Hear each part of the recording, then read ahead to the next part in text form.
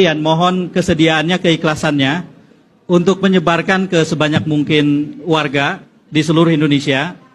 Saat ini teman-teman sudah bisa masuk ke Google Play Store, lalu kemudian mendownload satu aplikasi yang namanya Warga Jaga Suara.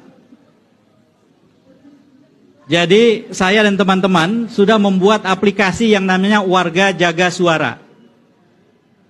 Sejauh ini baru ada di Google Play Store. Karena teman-teman tahu sendiri mendapatkan izin aplikasi seperti ini untuk bisa masuk ke Apple, untuk masuk ke bisa di-download di iPhone, susah. Susah. Ini pemilik iPhone di sebelah saya ini. Dia merasa terdiskriminasi. Jadi terpaksa sepulang dari sini mampir ke toko gadget, beli Android. Sekarang sudah murah-murah Android. Nah jadi Warga Jaga Suara ini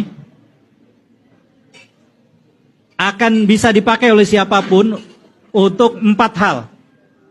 Nomor 1, melaporkan potensi pelanggaran. Kenapa saya sebut potensi pelanggaran? Karena warga nggak tahu itu pelanggaran atau bukan gitu loh.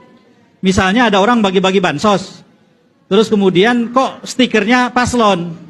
Orang tidak tahu itu pelanggaran atau bukan. Padahal bansosnya itu bansos dari pemerintah.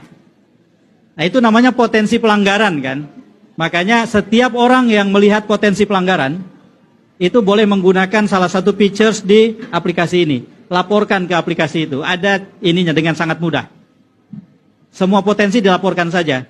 Kami tidak akan menjadi partai atau tim pemenangan. Kami akan mengkoneksikan diri kami ke tim pemenangan dan partai-partai. Jadi kami akan melaporkan semua yang masuk ke dalam server aplikasi itu, lalu kemudian kami sebar ke seluruh stakeholders, termasuk yang dilaporkan berpotensi melanggar itu.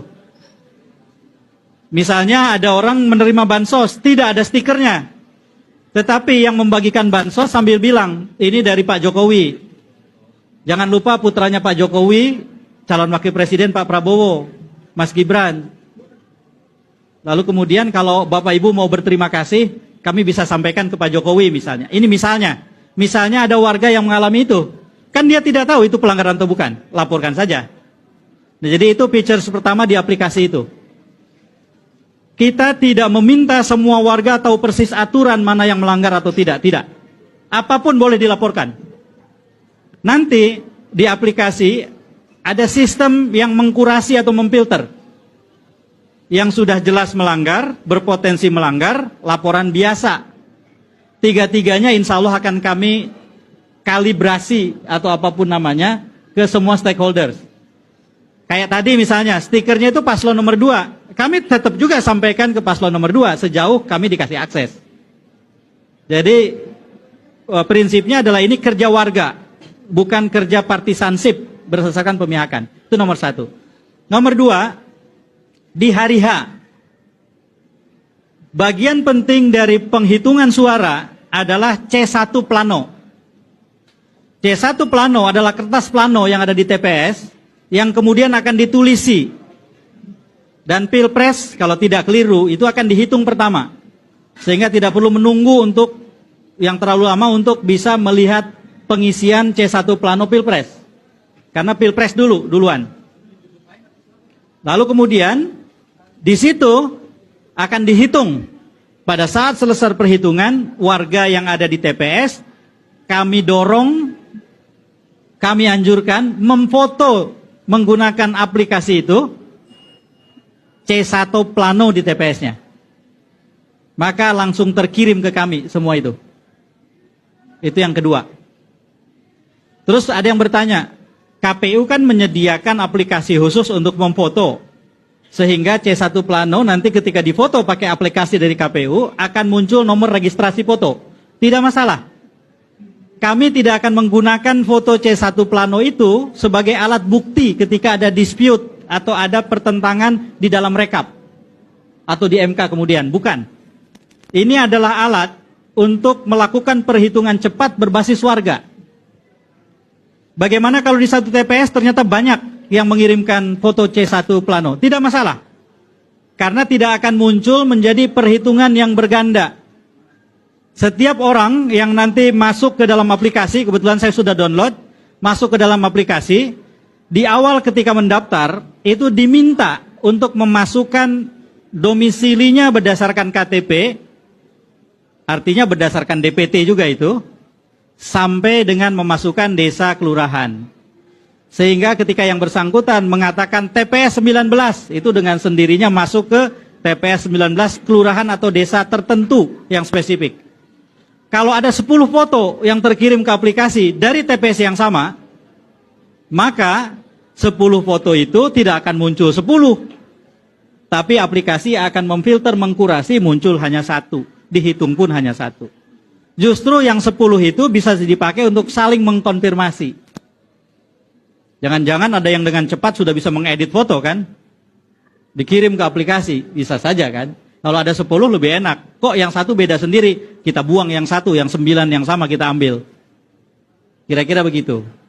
Jadi foto C1 aplikasi. Saya yakin orang segaptek apapun kalau memfoto itu bisa gitu. Dan cukup memfoto langsung send, langsung terkirim ke server kami. Yang ketiga, nah ini sifatnya tidak wajib.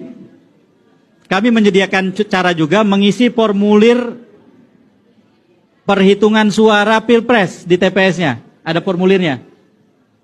Jadi kalau ada yang mau membantu lebih jauh selain foto C1 plano, sebaran suara Pilpres di TPS-nya dimasukkan ke dalam form yang sudah disediakan di aplikasi itu. Kirim. Nah itu membantu kami. Nanti semua data tadi, C1 yang dikirim plano, kemudian ada yang mengirim, itu saling kami jadikan alat untuk konfirmasi. Ditambah lagi dengan jaringan yang saya dan teman-teman miliki, kami juga akan berusaha untuk mendapatkan kopi C1, dokumen C1. Insya Allah sudah ada beberapa pihak yang dengan senang hati membantu. Saya terus terang sore ini datang ke pertemuan, antara lain ingin meminta mereka yang akan ikut pertemuan itu, yuk kita kolaborasi. Kalau nanti ada fotokopi C1 yang bisa kami akses, kami jadikan sebagai alat untuk mengecek satu dokumen dengan dokumen yang lain. Jadi yang kedua itu. Features yang kedua. Features yang ketiga, yang tadi yang ketiga ya, mengisi formulir. Yang keempat, ini feature tambahan. Bagi mereka yang ingin memasukkan data dirinya, tercatat sebagai bagian dari relawan warga jaga suara, itu dipersilahkan, didorong untuk memfoto jarinya yang sudah mencoblos, pakai aplikasi, lalu kemudian akan terdata. Jadi kami akan gunakan untuk kebutuhan tertentu ini. Foto-foto jari yang sudah ini. Tetapi ada pertanyaan. Saya golput, saya ingin jadi relawan, boleh nggak? Boleh. Maka foto jenis kedua yang boleh dikirim adalah yang seperti ini, Pancasila. Kebetulan tidak ada kandidat nomor 05 untuk Pilpres, jadi aman. Kalau Pileg kan ada, nomor 5 itu siapa ya? Nasdem ya? Nomor 5, oh Nasdem. Partai, kalau Pilpres kan tidak ada. Jadi kalau tidak mau memilih, boleh dengan jari 5 difoto, masuk aplikasi itu. Itulah 4 features. Kenapa dibikin sebegitu sederhananya? Semakin sederhana, semakin bisa digunakan. Semakin rumit, saya yakin semakin banyak orang yang kemudian lihat aplikasinya saja, itu sudah mengkeret gitu. Nah jadi mohon bantuan dari teman-teman untuk menyampaikan ke sebanyak mungkin pihak. Selamat datang Mas. Untuk mendownload aplikasi Warga Jaga Suara. Sekarang sudah ada di Google Play Store.